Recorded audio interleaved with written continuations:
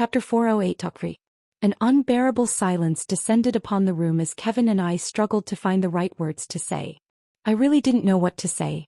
I was just that shocked by the fact that Kevin could see the red book and knew what it was. Just when I had thought things had calmed down, something as unexpected as this suddenly happened. It really made one wonder how I managed to cope with the constant shocks. Have you always been able to see the red book? Kevin finally broke the silence.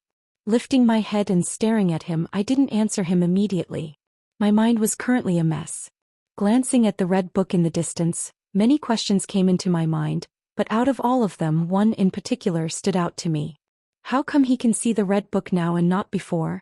I had used the red book many times in front of him before. Yet in all the times I had used it, Kevin never showed signs of ever being able to see the book. So why now? Ren. Ah, right. Snapping out of it, I looked back at Kevin, who gazing at me with a face filled with questions. How much do you know about that book? I asked whilst breathing out. Depending on what he answered, I was going to decide whether to tell him the truth or make something up. Gazing in my direction for a brief moment of time, Kevin walked up to the book and placed his hand on it. Seeing that there was no reaction, Kevin sighed in relief. Then, opening it, he carefully flipped through its pages. It's empty, he muttered out loud, his brows furrowing tightly. Then, putting the book back down with his back facing me, he started speaking. The first time I got the book was when I was returning to my dorm. I sat up straight at his words. This was important information. I was very surprised by the fact that a random book magically showed up in the middle of my room. Of course, it was only after I touched the book that I realized that the book was special. It was also during that time that I had my first vision. Kevin paused. But he didn't need to say anything. I had the notes with me and I already knew what the vision he was referring to was about. Flip. I flipped through the notes before finally pausing on a certain page. It was the vision where I was supposed to have died. Equals. This is on you. I am the sin you created. I am the consequence of your actions. Never forget, I am the one sin you will never get rid of. Equals. As I looked through the notes, Kevin continued speaking. The first vision was different compared to the others. I could move there, and it wasn't just like any other of the visions I saw later. Kevin's brows knit tightly. But it was also the oddest of the other visions. I can tell. I solemnly replied whilst looking through the notes he wrote. As I read, a thought suddenly occurred to me. If I died in this vision, does that mean that the visions are not entirely accurate? Possible. However, that was beside the point as my entire focus shifted towards the description of the demon responsible for killing me. Flip. I flipped to the next page. This demon that you saw in the vision, can you describe it for me? What did it look like? Kevin nodded. He was a black humanoid figure. A demon. Red blood eyes and a sadistic smile on his face. Hearing the description, my brows furrowed. To be honest, what he was describing to me was just how any regular demon acted and looked. I really had no idea who the black humanoid figure was. Despite having crossed many demons, none really left an impression on me. Well, there was Angelica, but that was Abu. Right, there was Everblood too. Now that I thought about him, he was a bit of a mystery to me. I had only seen him once in my life, and that was back at the dungeon. Ever since then, I had never seen him. Yet for some strange reason, he seemed to have developed an obsession with me. Could the figure be Everblood? I thought. But after a while I shook my head. That's impossible. Everblood is just some random Baron ranked demon I can get rid of any time I wanted. Furthermore, the only reason he developed a connection with me was because I ruined his plans back at. My brain suddenly froze. My heart sped up a little bit. Now that I think about it, wasn't Everblood the reason I got Monarch's indifference? Had I not been able to meet him and defeat him, I would have never gotten my hands on Monarch's indifference. Could there be a link?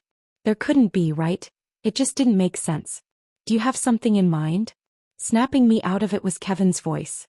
Lifting my head and staring in his direction, I shook my head. No, at least not yet. The Everblood theory was just too far-fetched. There were some connections, but they weren't enough for me to make a proper deduction. Still, I was planning on keeping track of this matter. I had a nagging feeling that there was more to it. Okay. Kevin nodded his head before he continued narrating to me each and every one of his visions. From the way he was talking, I could tell that he was leaving nothing behind. The more I listened to him, the tighter the frown on my face became. That was because I understood nothing. I originally thought that as the author of the novel, or whatever this world was, I would know most of the stuff regarding this place, yet listening to what Kevin was telling me, I really couldn't understand anything. Do you want to read more chapters? It was a strange feeling. And lastly was the vision regarding the figure that resembled you. The cold one. Kevin finally concluded. Before I could say anything, Kevin once again opened his mouth. There's another thing that I haven't told you. Something else. Kevin nodded his head before taking a deep breath. The atmosphere in the room tensed significantly. Taking another deep breath, Kevin lifted his head and directly met my gaze. Rin, you know about my past, right? I do. I replied with a short nod. Nodding back, Kevin continued. Then you must know that the village that I came from was invaded by demons and I lost my parents. Yeah. This was the general setting of Kevin in the novel. Demons kill parents, he becomes the sole survivor and he gains a system. Nothing particularly special. There's one thing that I never told you.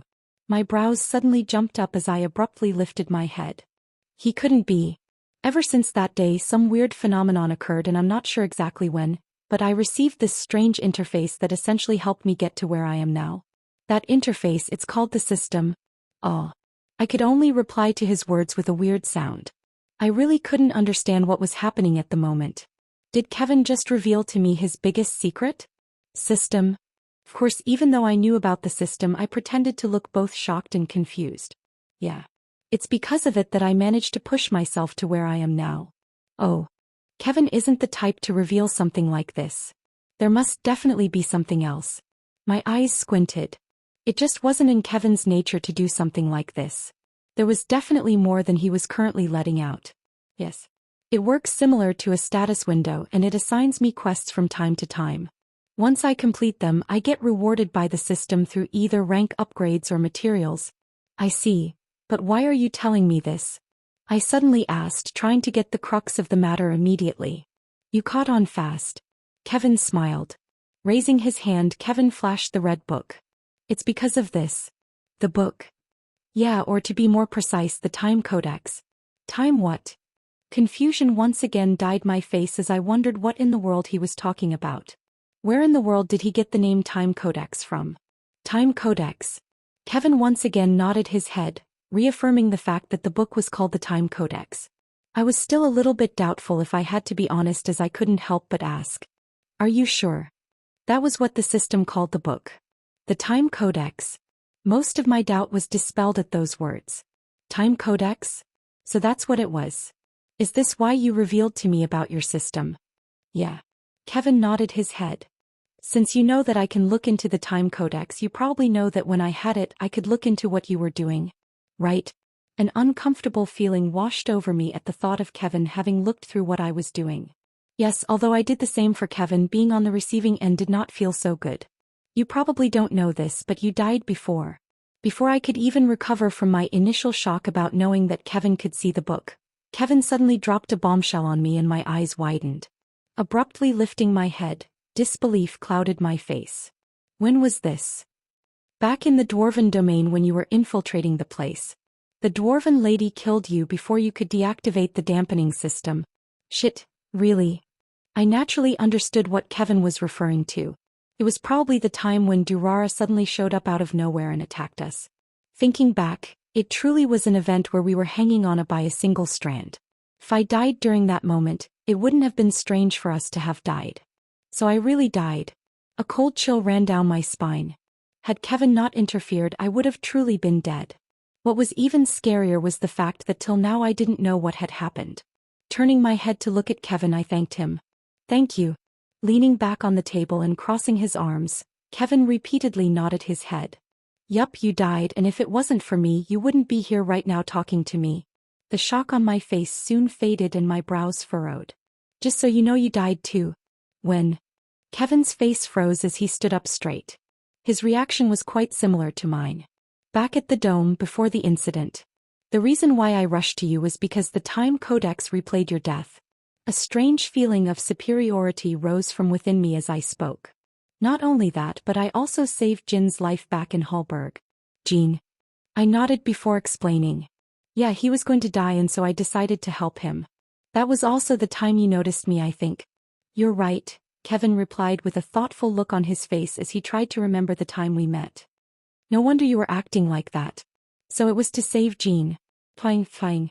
Almost at the same time, both of our communications vibrated. Glancing at each other for a brief moment, we both looked down and checked our communication devices. The first one to lift his head was Kevin, who asked, "It's Emma. She's inviting everyone for dinner. Want to go?" "Yeah." I nodded. All of this talk made me quite hungry. Same. Brushing his hair back, Kevin headed for the door of the room. I followed from behind. Halting his steps in front of the door, Kevin turned around. "Regarding what we discuss, do I look like someone who would snitch?" "Never mind. We should talk more about it later. I'm still confused about many things." "Yeah." Thigh clank. Extending his hand, Kevin opened the door and left the room. I followed after him. Chapter 409 Incident. As we were headed for the dinner location, I suddenly recalled something and my feet came to a stop. "You go ahead without me," I said as I looked at Kevin. Also coming to a halt, Kevin's brow jumped upwards. He was clearly taken aback by my words. "You going somewhere?" "Yeah, I forgot I had another appointment," I replied while scratching the side of my cheek. Prior to Kevin wanting to talk to me, I had already made an appointment with someone else. It was regarding a very important matter and so was something that I couldn't avoid. Staring at me for a couple of seconds, Kevin shrugged his shoulders. "Suit yourself, you already know our location anyways.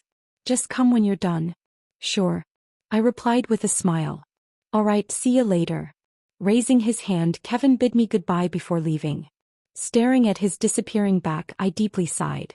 The repercussions behind my secret were just too big. All the messed up decisions I made in the past would quickly come back and haunt me, and a drift in our relationship would definitely appear. I wasn't ready for that, nor could I afford to do that. In the first place, I was also unsure about my memories. Were they real or were they fake? I didn't know. Until I figured my shit out, I was planning on keeping the secret regarding my reincarnation to the grave. Plus, his secret wasn't so much of a secret to me since I already knew it. Gazing at Kevin's figure that had disappeared into the distance, I softly muttered, "Sorry." Then, lowering my head and staring at my wrist, I proceeded to head in the opposite direction. Maybe one day. An oil lamp burned within an undisclosed location, spreading a murky yellow light. A middle-aged man with clean facial features and nice clothes sat upright behind a desk, expressionless as he gazed at the middle of the table where a holographic image stood. Reflected behind it was an imposing figure. A cold and stern aura rose from between the figure's brows, while a faint pressurizing feeling spread outwards from his body. And this was despite the fact that he was behind a holographic video. It was clear that he was someone of enormous power. After a long silence, the middle-aged man sitting behind the desk finally opened his mouth and dully said, "It seems like Fabian has also failed to make it past the rounds of elimination. I've heard that Emma had made it to the round of 64. The man reflected behind the hologram replied. He was none other than Michael Parker, the man that had previously attempted to massacre the students of the Lock back in Hallberg. On the other hand, the middle-aged staring at the holographic video of Michael was Jasper Rochefield, Emma's uncle. Overheating Michael's comments, Jasper's eyes narrowed slightly like a viper as he venomously spat. Despite everything that I have done to hinder her growth, she was still able to make it this far. Such stubbornness. She truly is his daughter. Killing intent soon flashed across his eyes as he gazed back at Michael Parker. Have all the preparations been made? They have. Michael apathetically nodded his head behind the holographic image. She and her friends are currently headed out for dinner. I'm planning on personally going there in case something goes wrong. This is the chance we have been waiting for. To read more chapters. There will be other people with you, right? Yes. Michael replied in a cold and detached tone. It was clear that he was still in a terrible mood after learning of his son's failure to qualify. Listening to Michael's words, Jasper frowned. If you go there, won't the elves be able to detect that something is wrong from the fluctuations of your body? Since the elves were so sensitive to mana, if Michael acted, without a doubt they would quickly be able to sense him. This was a cause of concern for Jasper, who wanted nothing more than for this plan to work. As long as Emma died, the whole of the Rochefield household would be his. He couldn't wait for her to die. They will. Worry flashed across Jasper's eyes as he asked. Are you not worried?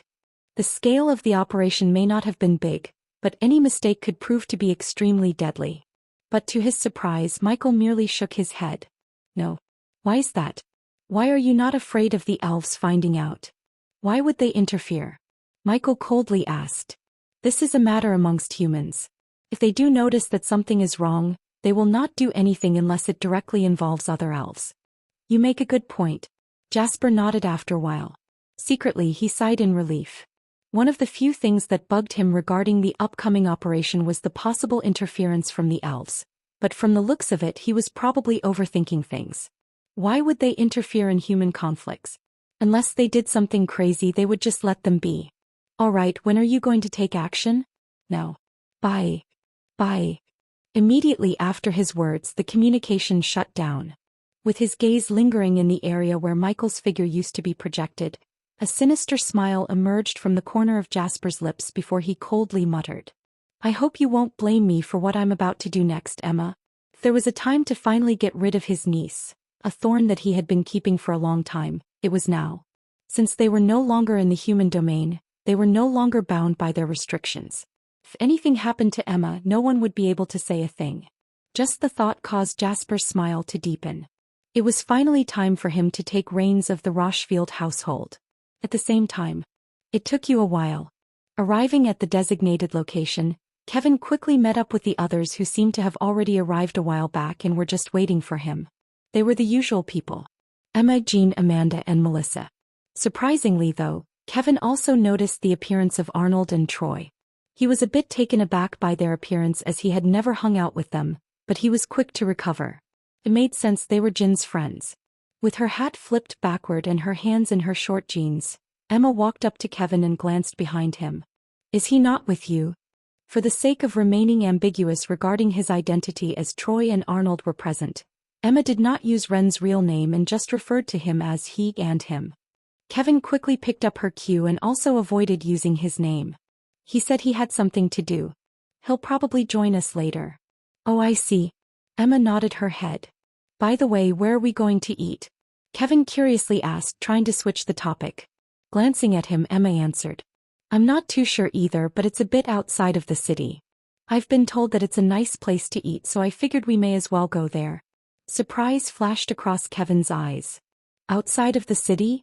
Just where in the world was Emma trying to bring them? Well, not exactly outside of the city within the borders of the barrier, but more in the more rural area. Kevin's eyes squinted at her words. Not really sure how to respond. Noticing Kevin's odd reaction, Emma shrugged her shoulders, softly muttered. They said it was a good place, so don't judge. Then, turning her attention towards the others, she asked. Should we get going then? At her question, everyone proceeded to nod their heads. Having just fought intense battles, everyone was visibly hungry. To read more chapters, they didn't really care about the location of the restaurant. They just wanted something to eat. Kevin was of the same sentiment as he quickly dropped the topic. All right, let's go. Understanding their feelings, Emma brightly smiled before taking the lead. Without saying anything, Kevin followed behind as Emma led everyone towards the place where they were going to eat dinner. Outside of the human dorms. Is this the place? Going all the way to the residence where the humans stayed, I stopped in front of a certain room. Glancing towards the side of the room, I double-checked the number. Room 839? I'm sure this is it. After making sure that I was at the right door, raising my hand, I knocked on the door. To talk. Following the knock, for a short period of time I was met with silence. However, that did not last for long as the door soon opened. See, I click. You're here. Appearing on the other side of the door was a familiar figure. With the same calm and composed look from before, the figure was none other than Han Yufei. Moments after our match ended, I asked him if he could meet me. He said that he had time today, so we decided to meet a couple of hours after the tournament. I had almost forgotten about it due to the talk that I had with Kevin. Come in. Taking a step to the side, Han Yufei invited me into his room. Nodding my head, I entered the place. As I entered, Han Yufei closed the door behind me. See, I click. The moment I stepped foot into the room, a nice and aromatic herbal smell lingered in the air, causing my body to relax at its smell. I didn't know how to explain it, but it was just very relaxing. Aside from the nice herbal smell in the room, there was nothing particularly special about the room, as it was basically a downgraded version of my room. Perhaps the only difference was the fact that it was cleaner than my room. As I was looking around the place, Han Yufei pointed toward one of the chairs in the room. Please have a seat. Thank you. Complying, I sat down on the chair. Before I could even properly adjust my position, Han Yufei quickly got straight to the point and asked. To read more chapters. What did you want to talk about? I was a bit taken aback by his abruptness, but I quickly regained my calm. Resting both of my elbows on my thighs, I leaned my body forward. I came here to talk to you about something important. I paused and raised my head to directly meet Han Yufei's eyes. I wanted to properly gauge his reaction to what I was about to say. Just in case, I also secretly channeled my mana. I knew for a fact that what I was about to ask of him was going to be outrageous. So outrageous that he might end up attacking me out of nowhere. Of course, I came prepared, as I wasn't just going to provoke him blindly, but I still had to be cautious. Feeling my gaze, Han Yufei didn't reply as his brows tightened. How should I word this? I don't think flowery words will work with him, so I guess I should just be straight to the point. I really wasn't sure, but after staring at Han Yufei and meeting his intense gaze, I knew that anything but that option would prove detrimental. Whew. Taking a deep breath and carefully wording my words, I went straight to the point. I want you to teach me martial body. Your family for star and a half martial technique. Chapter 4 Silent. I want you to teach me martial body. Your family 4 stars and a half martial technique. A rather awkward atmosphere enshrouded the place as Han Yufei's calm and composed face finally crumbled. Even when we were fighting, his face had never once changed this much. It was clear that he was extremely shocked by my request. Are you making fun of me?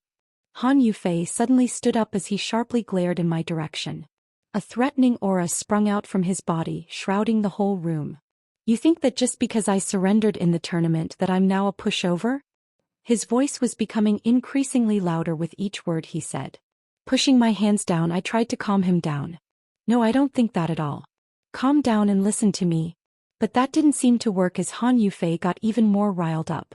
Calm down. How do you expect me to calm down when you just asked me to teach you our family's most prestigious art? Do I look like a joke to you? Of course, I know what I asked was outrageous, but I obviously have something of equivalent value in exchange. Han Yufei suddenly froze. What did you just say? Finally gaining Han Yufei's attention, I continued. What I'm trying to say is that I'm willing to exchange something of equal value with you in order for you to teach me the martial technique. In fact, you can also say that it's actually a notch above what you're going to teach me. A notch above? Han Yufei's brows furrowed at my last words. He was obviously not convinced. I smiled at his doubt. Yeah, I can offer you something even better than your family martial arts. Han Yufei sat back down. His eyes were filled with interest. Got him, I thought as I inwardly smiled to myself.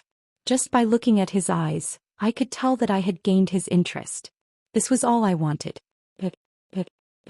Tapping on the table with my right hand, I remained silent for a couple of seconds.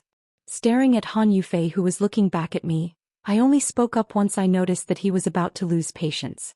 In exchange for you teaching me your martial technique, I will give you a 5-star manual. The room froze at my words as Han Yufei was unable to process what I just said. But it didn't take too long for him to finally understand what I said as his eyes shot wide open. Standing up and smacking the palm of his hand on the table, he leaned forward. Did you just say 5-star martial manual? His voice cracked a little as he said those words. It was clear that he was still in disbelief by my proposal. Staring at him from my seat, I nodded back. Yeah. I will give you a 5-star manual in exchange for your family art. That's simple. The Gravar style. That was the 5-star manual that I was planning to exchange with him. I had always had this plan in mind whenever I saw Han Yufei. The Gravar style, although powerful, was practically useless to me. Even though Han Yufei was not a sword user, Han Yufei wished nothing more than for his clan to rise into prominence and dominate the other Chinese clans. The Chinese clans were quite powerful and there was a lot of competition amongst them. By owning a 5-star sword manual, the chances of his clan rising to prominence would drastically improve. Obviously, by giving him the Gravar style, I wasn't just trying to get his martial manual, but I was also trying to form a connection with the Chinese clans. Han Yufei remained silent. Squinting his eyes, he appeared to fall into deep thought.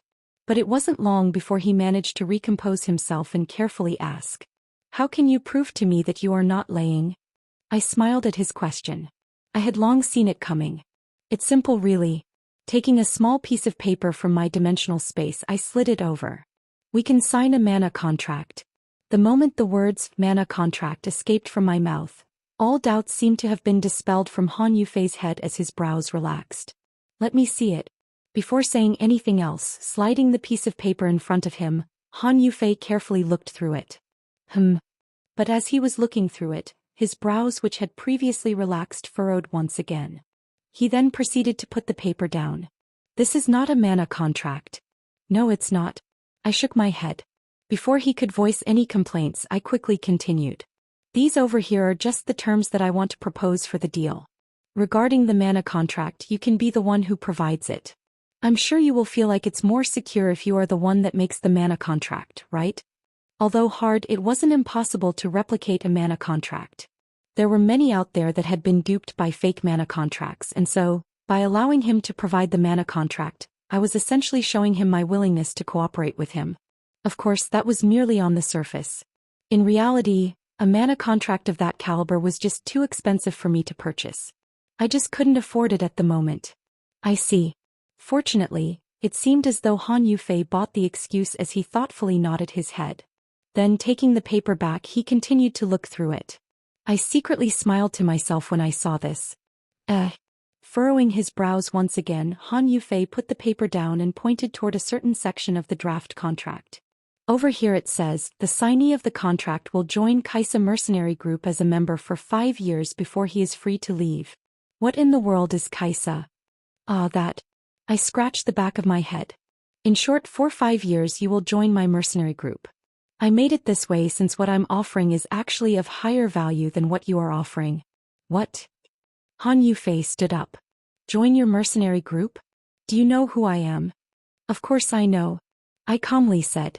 You are one of the people I have been keeping close watch of ever since transmigrating into this Woolard. Of course I know who you are. Han Yufei, ranked 5th in Locke, age 20 years, son of Han Gei, current head of the Han clan and current heir of the clan. A look of shock appeared on Han Yufei's face as I recounted all the information I knew about him. The shock did not last for long as he quickly calmed himself down. If you know all of this, why are you asking me to join? His words were filled with confusion and doubt. I merely smiled at his question. Because you're still young. From the way things are going, you won't become the head until you're 50 or something, right? Han Yufei's face turned ugly at my words. Despite that, he didn't answer back. He knew that my words held some truth into them. With people now being able to live over 200 years of age, it would still take quite a long time for him to actually become the head of the Han clan. If he kept on waiting, he was essentially going to be losing a lot of time waiting for something that would happen a few decades into the future. What he lacked was real experience, and I could provide that for him. Why waste your time there? If you join me, I can guarantee you that you will definitely see your strength improve. I held great confidence in myself as I said those words. I may not be a great teacher, but I definitely knew the right places to help my members train. Compared to when I first saw them, the current members of my mercenary group were a far cry from where they were in the past. If he joined, I didn't once doubt the fact that he would see massive growth in his skill. Of course, the real goal was to gain his trust. If in the future he planned to leave, I wanted to at least have a solid relationship with him so that I could pull the Chinese clans to my side. That alone would massively boost my influence in the human domain. As soon as I finished saying what I wanted to say, silence descended upon the room. Staring at him, I didn't say anything else. I had already said everything that I wanted to say. Whether he wanted to accept my offer or not, it all depended on him. The wait for his answer did not last for long. Raising his head and meeting my eyes, Han Yufei opened his mouth. At the same time in a different location. How far is the place? Gazing around him and only seeing trees, Kevin looked at Emma. Lowering her head and gazing at a small holographic map, Emma scratched the back of her head. Tilting her head sideways, she continued to scratch the back of her head. Behind her, Melissa facepalmed. Don't tell me that you're lost. I don't think so. Emma replied in a high-pitched voice, clearly indicating to the others her lack of confidence. Oh God. Melissa's face scrunched up as her hand twitched. Calm down, we have agreed to cut down on the potions. Calm down, calm down. Unaware of what Melissa was thinking, Emma handed the map to Kevin and pointed toward a certain spot. We are on the right path though. Look. Let me see. Taking the map, Kevin took a good look at it. Staring at it, his brows furrowed. It really does look like we are on the right path. See. Once he confirmed that Emma was right and they were indeed following the right path, he handed the map back to her. As he handed her the map, he asked, "Strange, where did you hear about the place from?" Taking the map, Emma quickly replied, "Someone suggested it to me. I don't quite remember though. I wasn't really paying too much attention to what they were saying, but apparently it's a very famous place. I've confirmed with a couple of elves along the way." Typical. Kevin thought. Emma was the type of person to ignore most of the things that others said to her. Of course, this only applied to strangers. Kevin's feet suddenly came to a halt. It was so abrupt that Emma, who was walking behind him, smashed her face against his muscular back. Grabbing a hold of her nose, she looked up at Kevin. Ugh. What was that F? Placing his hand on Emma's mouth to shut her up, Kevin put his finger on his mouth. His sudden behavior caused everyone to instantly become alert. Once he made sure that everyone was alert, Kevin took his hand away from Emma's mouth. What's going on? She softly mumbled, her eyes were filled with vigilance. Kevin shook his head in response. He too had no idea, but he knew there were other people around the area. I don't know, but it looks like we are not the only people here. Rustle. Rustle. Not even a couple of seconds after he said those words and the nearby vegetation rustled. Following this, multiple figures suddenly appeared, surrounding everyone. Wayang. What followed after was the appearance of a transparent dome that covered the whole surroundings. Shit. Kevin cursed, a grim look appearing on his face. Shing. Besides him, the others got their weapons out and prepared to fight. No one said a word as everyone understood that they were being ambushed. Instantly, mana sprung out from their body as they gazed in the direction of their aggressors. Chapter 411 Guidant. 3. You will be the next heir of the Han clan. You must work hard to support your clan in the future. You are the hope of the Han clan. Make sure to always think of the clan ahead of anything else. Even yourself. Ever since he was little, all Han Yufei heard were those words. He had become so used to them, that he had now started to firmly believe in those values. However, just as much as he believed in them, there were times when he really wanted to give up. Expectations, expectations, expectations, and even more expectations. Being the sole heir of the Han clan, one of the four major clans in Xen Shiji, the Chinese main city in the human domain, he shouldered the heavy expectations of his clan. The Han clan was a powerful clan that was equivalent in power to any diamond-graded guild. Perhaps not as strong as the Demon Hunter Guild during its peak years, but if all four clans joined hands, such comparisons wouldn't be unwarranted. Despite the fact that they were often compared to famous guilds, they were also not the same. They operated differently than guilds, but their influence and power were nothing to scoff at. Unlike guilds that mainly hired individuals from anywhere, clans only took in individuals who were of the same blood. That aside, not all things were peaceful for the Chinese clans. With the land they were covering being quite small, all the top clans were in conflict, in hopes of trying to gain more land and becoming to biggest power in the Chinese region of the human domain. Some of the clans worked together, but at the end of the day the alliances formed were only alliances on paper. The end goal of every Chinese clan was to become the sole remaining clan. Of course, Han Yufei, being the heir of one of the four main clans in the conflict, was no stranger to these types of conflicts as he had seen them throughout his whole life. And because he was familiar with these kinds of stuff, that he was also familiar with negotiations. He had witnessed many negotiations happening in the past with his father and clan elders.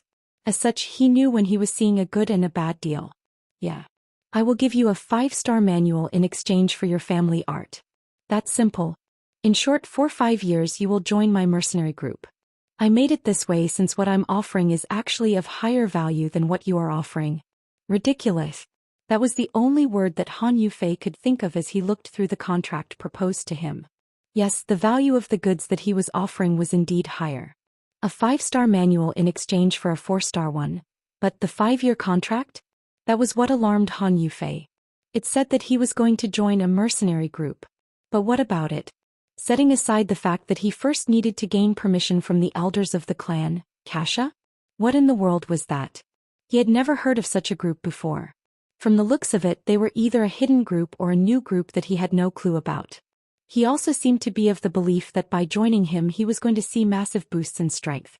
Was he really just telling him that an unknown clan can teach him better than his own clan? Arrogant Han Yufei thought. The more Han Yufei thought over the matter, the more apprehensive he became. Lifting his head and staring at the figure opposite him, Han Yufei finally opened his mouth. I reject your offer. There was firmness in his voice as he said those words.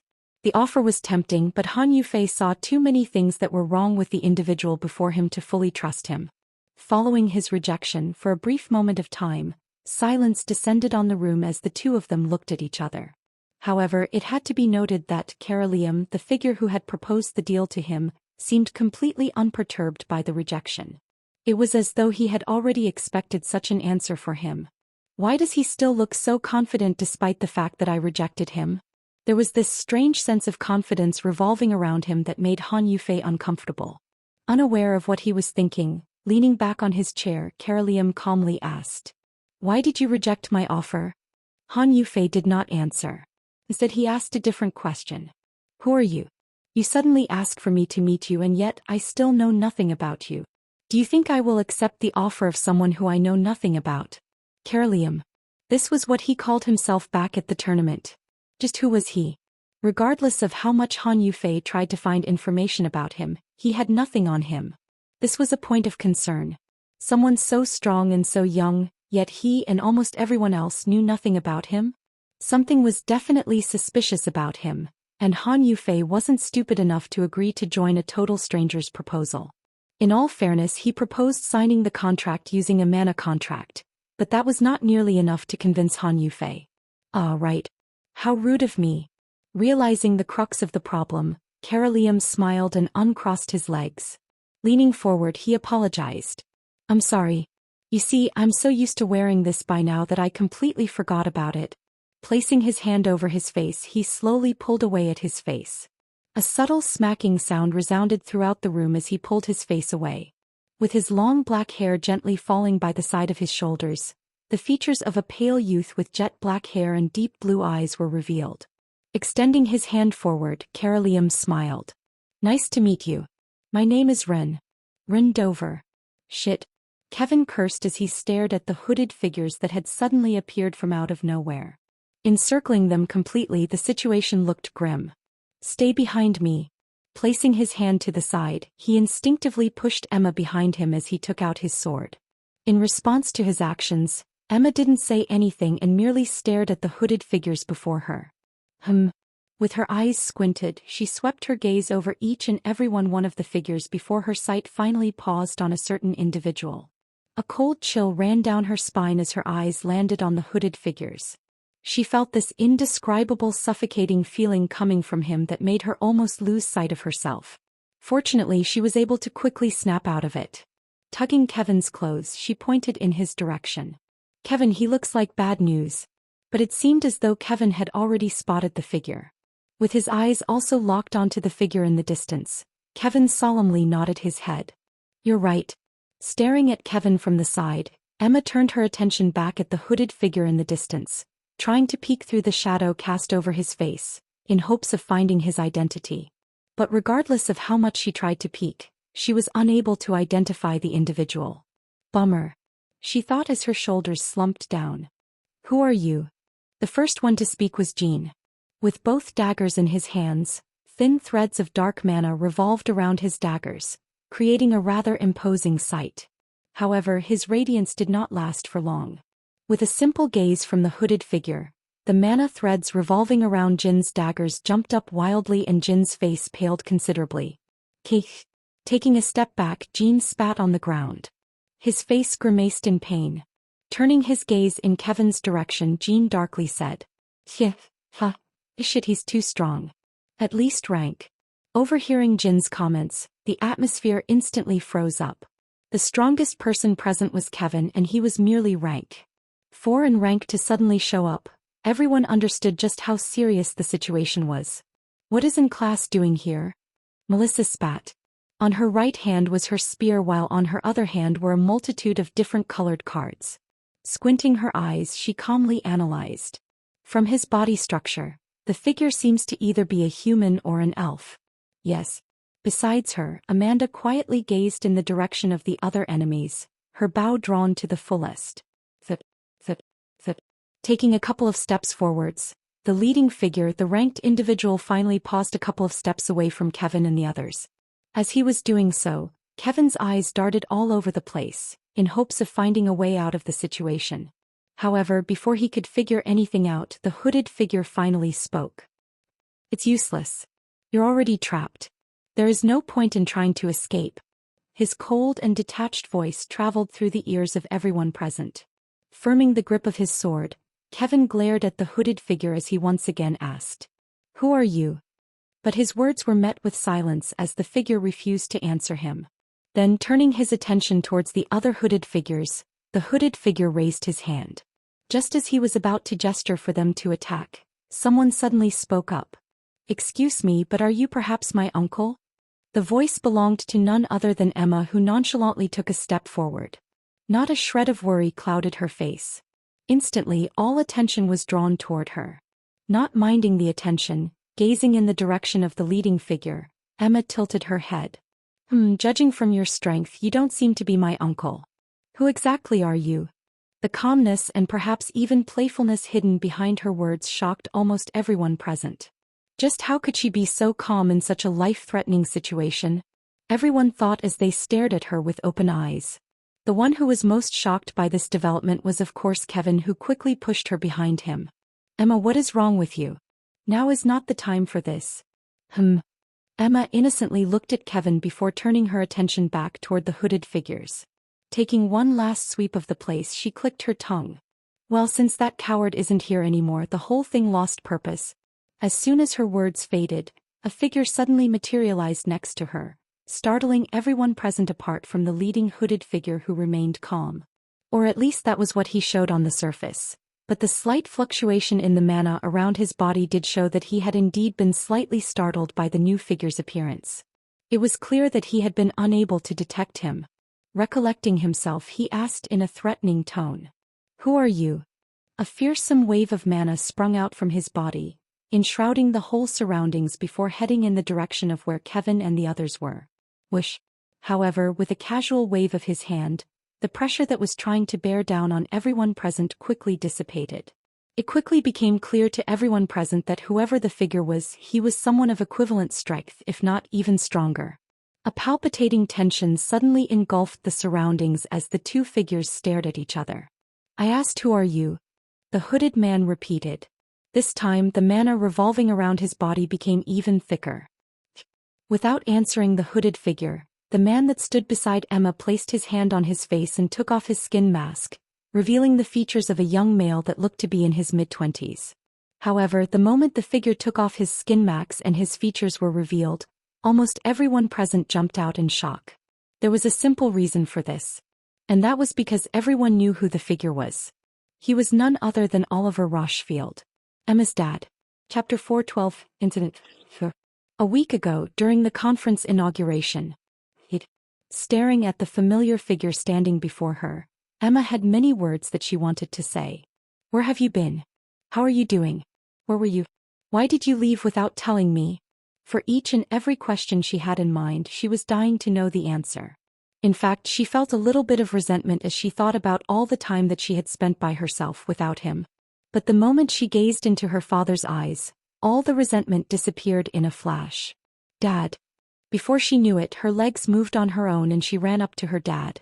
Extending her hands, she hugged him tightly. Tears streamed down the side of her face as she felt the familiar warmth that she had not felt for a very long time. She really missed it. "Emma." The hug did not last for long, however, as she was pushed away by her father. Raising her head and facing her father, she realized that his mood was off. "What's wrong?" she asked, worried that she might have done something wrong. Fortunately, his next words dispelled all of her worries. "I'm sorry, Emma. I've heard everything about what happened to you and about what Jasper did to you." Pausing, Oliver bit his lips hard, trying to keep himself composed. Taking a deep breath, he stared Emma right in the eyes. "Emma, I don't have much time, so listen carefully." As he spoke, his voice contained an unprecedented amount of solemnness, causing Emma to quickly regain her composure as she nodded her head. The reason why I haven't been able to see you as soon as I came here was because I was paying close attention to Jasper. Uncle? Yes. Oliver nodded his head. As you already know, Jasper hates my guts. This was something that had carried on ever since we were young, as he would always try to make trouble for me. Emma nodded her head at his words. She already knew about the relationship between the two. The hatred that Jasper had for her father was something that almost everyone in the household knew. Lowering his head, Oliver stared at his watch. Anyways, back on topic. In short, I've been spending my time closely watching Jasper, and I know for a fact that he's trying to pull something on you. You probably felt it too, right? Yes. Emma nodded her head. Ever since arriving in Isanor, she felt that her uncle was planning something. She just couldn't understand what he was planning. Staring at his daughter, Oliver continued. After trying to find out what he was planning and looking deeply into him, I found something out. He is currently working together with the head of the Parker family, Michael Parker. Oliver's teeth gnashed together as he said those words. The Parker family had a terrible relationship with the Rochefield family. In fact, you could say that they hated each other's guts. For Jasper to ally himself with them, Oliver knew that the future of the family was in jeopardy. Jasper was essentially allying himself with a family of snakes. As soon as Jasper let his guard down, the whole of the Rochefield family might get swallowed up by them. After finding out that they have allied themselves with the Parker family, and after investigating the matter even more thoroughly, I realized that they were going to make a soon. Most likely in the middle of the conference, depending on the results. A chill spread throughout the room as Oliver spat the last few words. Unprecedented anger rose from deep within his body as he thought about what his daughter was going through. Lowering and gazing in Emma's direction, Oliver raised his hand and caressed her on the head. He could see from her eyes that she was worried. Don't worry. Now that I'm here, I won't let anything happen to you. I've already talked to Rin regarding the matter and we've come up with a plan. Rin. Surprise flashed across Emma's face as she heard his last words. You know Rin. Oh right. Oliver's face scrunched up a little. He realized that he had messed up a little. Staring at his daughter who was looking back at him with questioning eyes, he sighed. Well, yes, I know him. In fact, I've spent over a year with him. Over a year? Yeah. Back in Hinler, the capital city of the Dwarven domain. Oh. Emma nodded her head. She already knew from Kevin that her father had been in the Dwarven domain. However, what she didn't know was the fact that Rin was also there with him. Gazing at his watch one more time, Oliver continued, trying his best to shift the topic away from Rin. Knowing Rin quite well, he didn't want him anywhere near her. He might get corrupted by him. Enough about Rin. You've already seen him. He's doing, well, he's okay, just a little bit sick in the head. He should get better soon. Oliver glanced at his watch one more time. Urgency filled his face. I can't hold you for any longer or Jasper will become suspicious. I will soon contact you when I find out more about the situation and tell you what you should do. Okay. Emma nodded her head, signaling to him that she understood. Oliver smiled in response. Leaning forward, he gently kissed her on the forehead. With a smile on his face, he muttered, let's catch up once things are done. Before Emma could say anything else, Oliver had already disappeared from her sight. With her eyes lingering on the area where he used to stand, Emma sighed before turning around and leaving. As she left, her face relaxed. With her father now back, it felt as though the boulder that had been heavily pressing on her had disappeared. Towering trees stood within the gloomy forest while moist dirt carpeted the ground. A dangerous atmosphere enshrouded the surroundings as two groups stared at each other. Of the two groups, two figures stood out the most, with their powerful auras completely overwhelming the auras of the other people present. One hooded figure and a youthful figure glared in each other's direction. Oliver Rochefield. The hooded figure muttered. His cold and detached voice filled with killing intent. Raising his head and staring at him, Oliver nonchalantly said, there is no point in hiding your face, Michael. I know it's you. Placing both of his hands on his hood and pulling it down, a blonde male with blue eyes appeared in front of everyone's view. His features resembled that of Fabian, his son, and someone that almost everyone present knew. How did you know? He asked as his deep voice lingered in the air for a few seconds. In response to his question, Oliver smiled. Are you asking how I knew that you were planning on coming? Michael remained silent, but Oliver took it as a silent nod of approval and continued. You guys were too careless. Oliver shook his head. Traces of disappointment flashed across his eyes. Standing next to Emma, Oliver patted her on the back. She was the one that noticed that something was wrong and called me. The only reason why she's here is because I told her to lead you guys here. Indeed. Emma was not stupid to the point of actually following the advice of a stranger. She had only pretended to be lost before. Michael also seemed to have realized this as a deathly and icy silence enveloped the surroundings. Staring at Oliver standing opposite of him, the air around Michael chilled as the mana around him froze completely. Raising his hand, he clenched it. Shying. Shying. Shying. Following his movement, the ground beneath everyone shook uncontrollably and a tremendous force suddenly assaulted Oliver from all sides. Michael's attack was like a signal that signified the beginning of the battle. With their weapons ready and their eyes locked onto the coming hooded figures, everyone got into battle positions. Han Yufei's residence. Why you? With an astonished look on his face, Han Yufei stood up in shock and pointed his finger in my direction.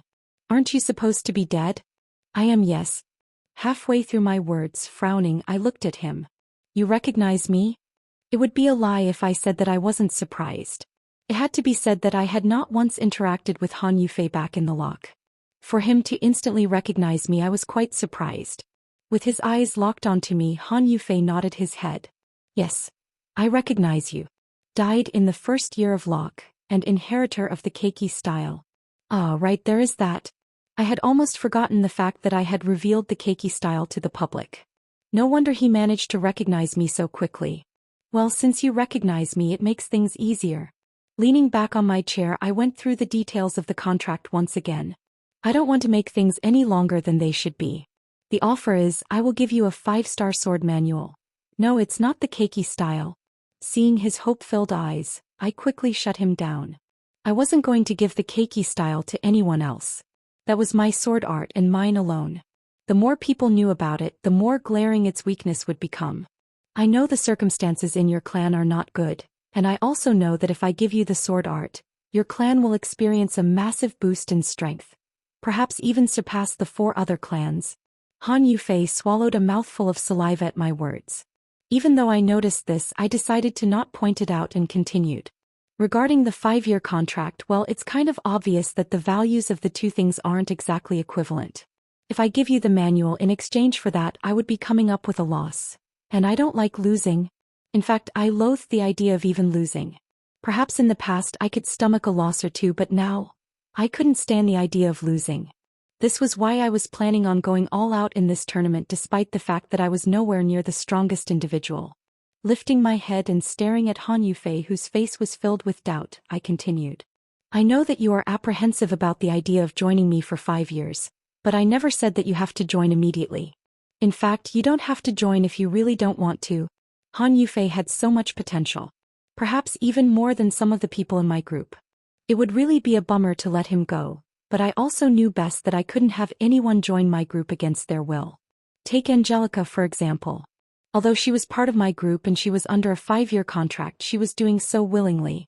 Keeping someone who didn't want to be in the group was just not ideal when trying to form a synergy between the members.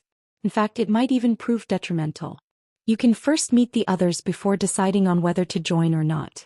If you are really against the idea, we can change the deal to something else, but that would be such a waste. Staring at Han Yufei straight in the eyes, I asked. So, what do you think? With a deep frown on his face, Han Yufei didn't speak a single word for the next minute or so. Secretly, I was relieved when I saw this.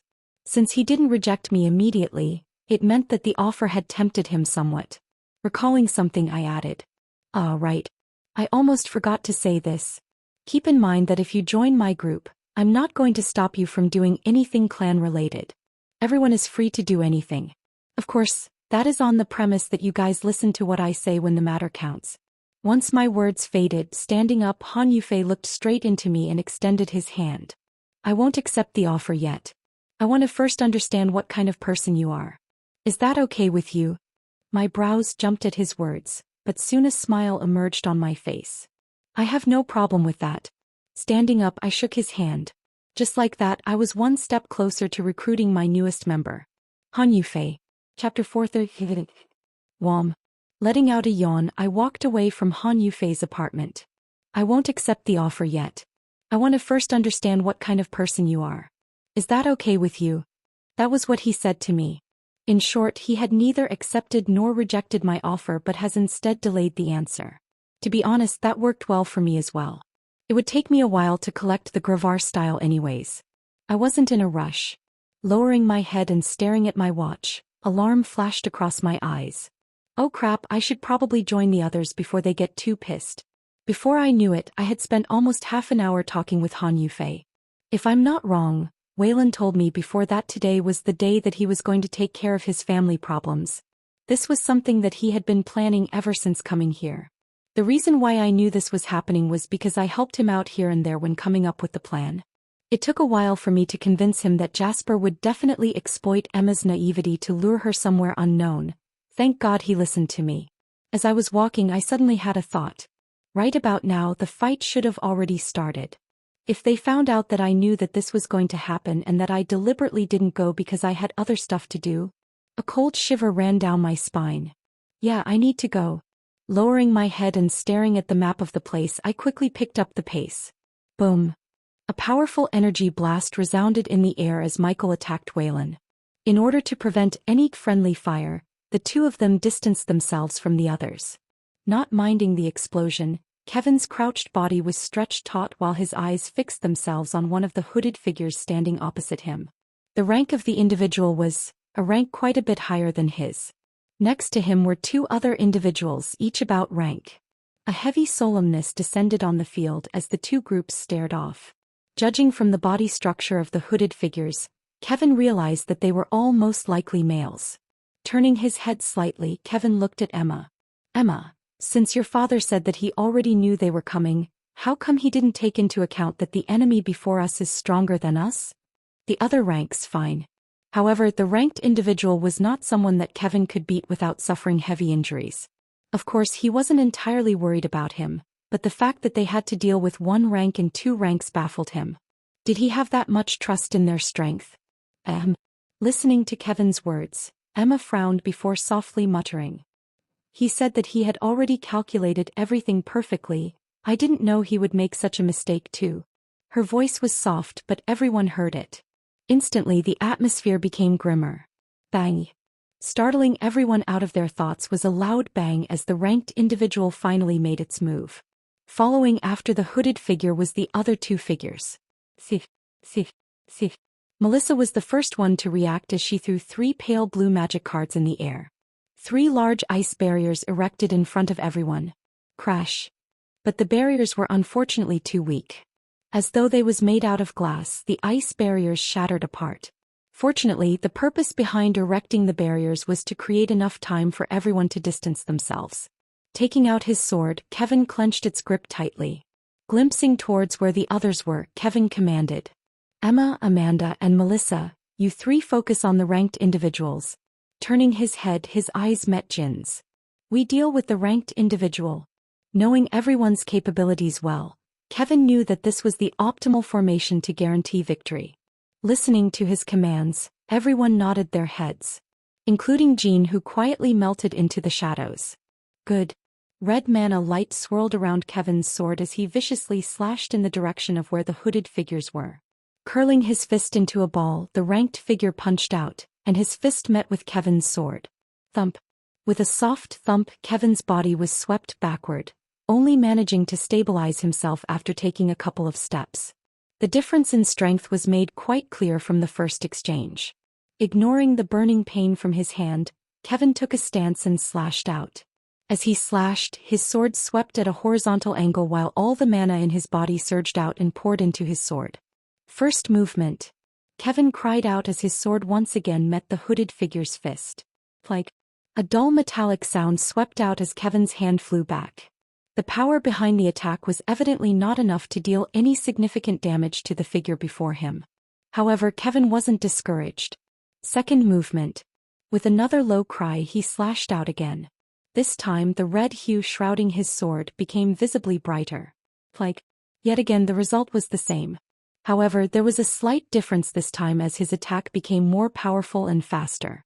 Of course, Kevin did not care in the slightest bit about this as he once again slashed. Third movement. Kevin once again slashed out, and the moment he did, a beautiful white arc drew in the air. The arc was so beautiful that it looked as though he was drawing in the air. The red glow enshrouding his sword became even brighter. Sadly, the attack once again seemed to be useless as the hooded figure effortlessly blocked the attack. Following the block, a powerful wave of mana suddenly sprang out from his body as he stared in Kevin's direction. It became clear that the hooded figure had realized that there was something wrong with Kevin's attacks. Pressing his foot on the ground just as the hooded figure was about to attack Kevin, he suddenly felt something and ducked down. Materializing above his head was a sharp dagger that cut through the air horizontally. The speed behind the dagger was no joke as Kevin had difficulty following its movement. Landing on the ground with a soft thud, Jean coldly looked at the hooded figure before him. Extreme solemnness clouded his face. Raising his head and staring at Kevin, Jean mouthed, "I'll buy you time." Following his words, his figure quickly melted into the darkness. Gazing in the direction of where Jean disappeared, Kevin took a deep breath before he once again raised his sword. The fourth movement. An even more powerful pressure escaped from the tip of his sword as he slashed down. Having already recollected himself, the hooded figure seemed to be extremely pissed as his aura skyrocketed. A pressurized wind gale shot out from his body, causing the nearby grass to bend down at a 45-degree angle. Pressing his foot onto the ground, his body suddenly appeared before Kevin. His movement was so fast that Kevin was unable to react. Curling his fist tightly, the hooded figure punched out. Staring at the incoming fist, Kevin remained calm. Rather, there was no ounce of anxiety in his body. Right before the fist was about to connect with Kevin's face, Jean once again materialized beside the hooded figure. With a lightning-fast movement, his dagger aimed for the back of the neck of the hooded figure. Sensing the ambush, the hooded figure's fist came to a halt. Twisting his foot, he bent his torso and kicked out. The kick was not a simple kick. With strands of mana revolving around it, the kick blasted through the air as it ruthlessly smashed in Jin's direction. Still in the air, it was almost impossible for Jin to block such an attack. However, he, just like Kevin, was not worried. Shing. Coming to his aid, Kevin quickly slashed down as a tremendous force bore down on the hooded figure. Sensing the sudden attack, the hooded figure's kick slowed down a notch as he raised his hand to block Kevin's attack. This distraction proved to be crucial as Jean took advantage of this distraction to once again melt into the shadows. "It's working." A smile crept up on Kevin's face as he looked at Jin's disappearing figure. Despite their differences, Kevin and Jean worked extremely well together. Having been training together for 2 years, their teamwork was seamless as understood each other's fighting styles perfectly. It was because of their perfect coordination that they were able to evenly fight against an ranked individual. Of course, this only worked when the both of them were going all out. In the fight against Ren not too long ago, they did try to replicate this method. However, it was to no avail as Ren's style completely countered Jin's fast style, resulting in their cooperation crumbling apart before it could even start. Catching glimpse of Jin's disappearing figure, the hooded figure finally spoke up. His voice was eerily dark and filled with rage. "I'll kill you." Once again curling his fingers into a fist, the hooded figure punched out as a sonic boom rang out. Bang! Fifth movement. But a similar scene occurred. Just when the fist was about to connect, Jean would appear and the two of them would create an opening for each other. Jean would also sometimes fake out his attacks, sending the hooded figure into confusion. Sixth movement. Eighth movement. 12th movement. 29th movement. With each and every one of Kevin's strikes, his figure became more and more mesmerizing as the speed of his attacks and power drastically increased. It wasn't long before he reached the 29th movement, and he was now on equal terms with the hooded figure in terms of speed and power, much to his horror. Clank. Once again meeting Kevin's sword with his fist, to its absolute shock, the hooded figure was suddenly pushed back one step. Jean. This did not go unnoticed by Kevin, who quickly shouted Jin's name and raised his sword in the air. Heavy sweat trickled down his face as a powerful glow revolved around his sword. Sensing the danger, the hooded figure reciprocated by releasing all of his energy outwards. However, just before it could make its move, Jean showed up from out of nowhere. Spotting Jean, A sinister smile crept up underneath the hood of the figure as he shouted. Got you. He was ready this time. Having been subjected to Jin's constant attacks, he had already managed to somewhat decipher Jin's attack patterns. Therefore he quickly punched out towards his right side. Following the punch, his fist connected with something solid. Bang. Yes. Feeling that his fist connected with something solid, the hooded figure cried out in joy. Huh. However, the joy did not last for long. As he watched his fists penetrate Jin's figure, he suddenly realized that there was no blood coming out from him. Something was wrong.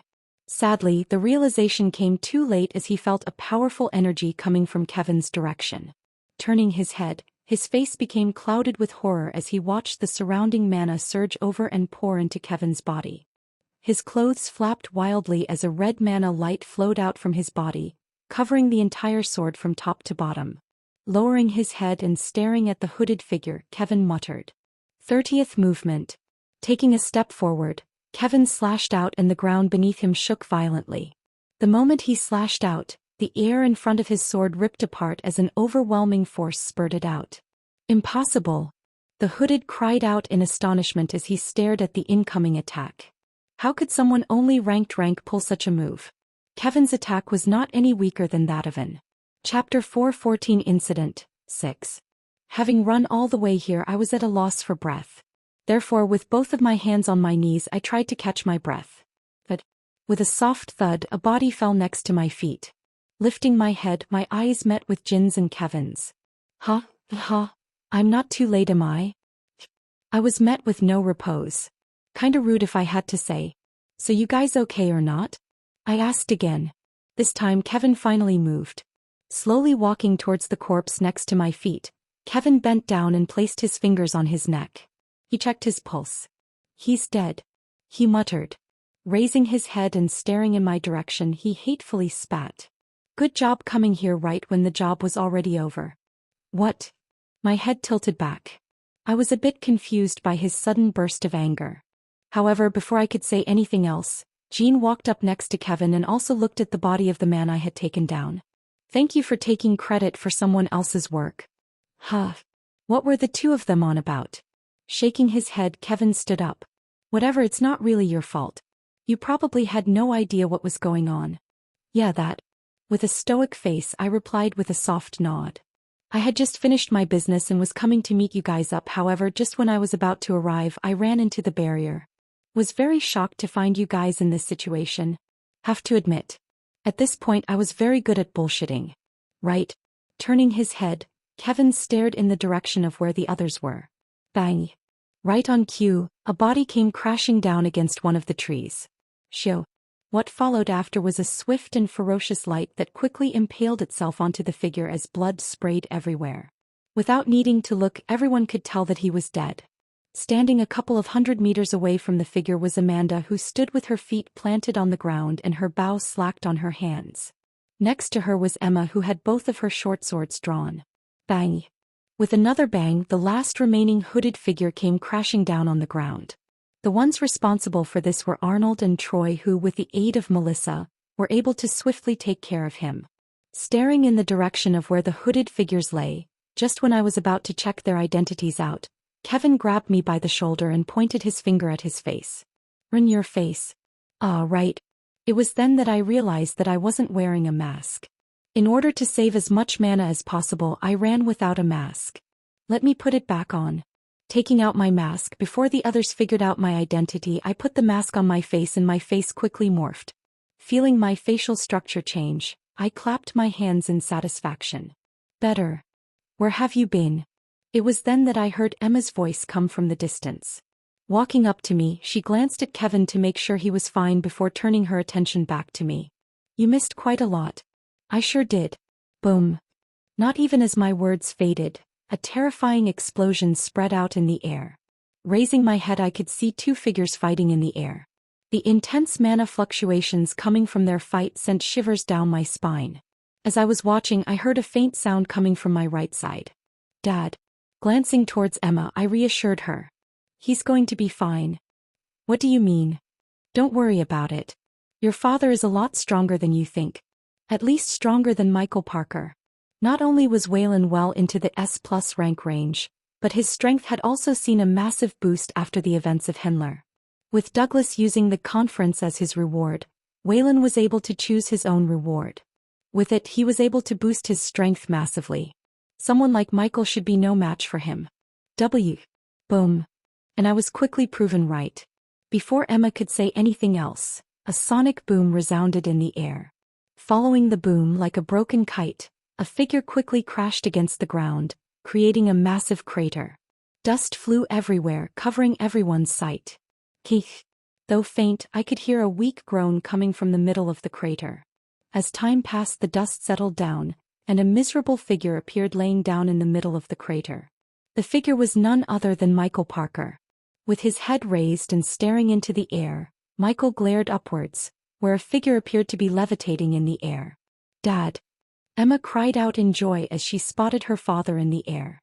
Slowly levitating down from the ground, Waylon smiled at Emma before turning his attention back towards Michael. What should I do with you? Yuki. Staring at Waylon above him, Michael opened his mouth.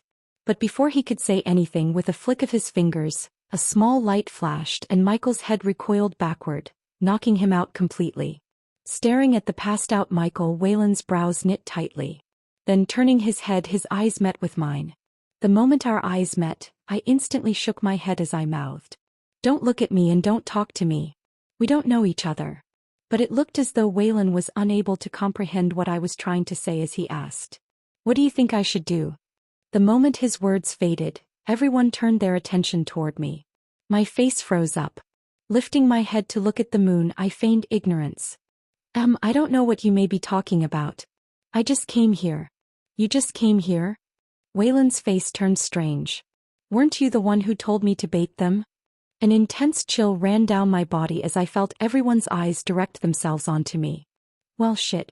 The first to move was Kevin, who tilted his head to the side to get a better look at my face. Excuse me for a second, but are you saying that he knew about this all along? Confused, Waylon nodded his head. Yeah. He was the one who suggested luring them using their own trap and getting rid of them at once. Is that so? An all-knowing look appeared on Kevin's face as a smile appeared on his face. It appeared as though he wasn't the only one who understood what was going on, as apart from Troy and Arnold, the eyes of everyone present frosted all over. Curling my fingers into a fist and bringing it to my face, I lightly coughed. Well, let's not dwell on the technicalities. I then turned my attention back towards Michael. Let's settle the matter on how we should deal with him. Obviously, Kevin was able to see through what I was trying to pull as he said. This is not over, Rin. Yeah. Ignoring Kevin and squatting down, I stared at Michael. Thinking for a little bit, I sighed. Turning my attention toward Arnold and Troy, my brows furrowed tightly. Should I, or should I not? After a while I shook my head. No, it's not worth it. Standing up once again, I walked up to them, much to their confusion. What's going on? Is there something wrong? There is nothing wrong. Putting on the friendliest of smiles, I placed my hand on their heads and smashed them together as hard as possible. Bang! With a loud bang, the heads of both Arnold and Troy smashed against each other as the both of them instantly fell to the ground, passing out. Rin. What are you doing? Everyone instantly became startled by my actions. Especially Jean, who glared in my direction. Innocently raising my hands in the air, I calmly said, Sorry, I had to do it. Putting my hand on my face, I quickly pulled out my mask and pointed at it. As you guys can see, I don't trust them enough to have them know of my identity quite just yet. At my words, everyone instantly understood why I did what I did. Did you really have to be that harsh? Kevin softly muttered from the side. Glancing at him, I repeatedly nodded my head. Yes, I did. Although I had already taken revenge against Arnold long ago, that didn't mean that I still wasn't pissed about what he did to me back then. My pettiness was on a whole different level. Well, that and the fact that I did not trust Troy at all. Back in the novel, he was supposed to turn on Jean and become a villain. The fact that he wasn't one went to show that he had changed, but that didn't mean that I trusted him. This was out of precaution. Once again ignoring Kevin, I proceeded to head towards Michael. Bending down, I extended my hand and placed it on top of his face. A blue glow suddenly enshrouded the surroundings. And done. I then tossed the mask to Waylon, who quickly caught it with both hands. Use that. Thanks. Lowering his head and staring at Michael, Waylon asked. What should we do about him? Since he's someone of importance, we should hand him over to. As Kevin was speaking, I extended my hand towards Michael's neck and clenched it tightly. Crack. The sound of bones breaking resounded throughout the forest as everyone's faces froze.